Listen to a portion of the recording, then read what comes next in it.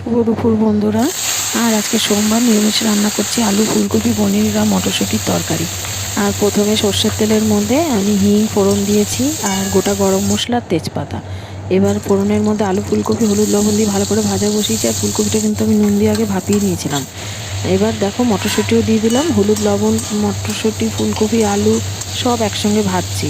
ভেজে নেওয়ার পর ফুলকপিটা যখন একটু ভালোভাবে ভাজা হয়ে গেল, দিয়ে দিলাম লঙ্কা টমেটো বাটা আর জিরে বাটা না জিরের গুঁড়ো আর হলুদ।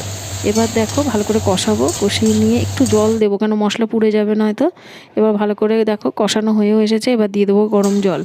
গরম জলটা দেওয়ার পর তারপরে যখন একটু ফুটবে তারপরে দিয়ে দেবো পনিরটা দেওয়ার পরে দেখো, হ্যাঁ, আর পনিরটা দিয়ে দিয়েছি। পনিরটা তো ভেজে নিলাম দেখলেই, পনিরটা একটু হলুদ লবণ দিয়ে ভেজে নিয়েছিলাম।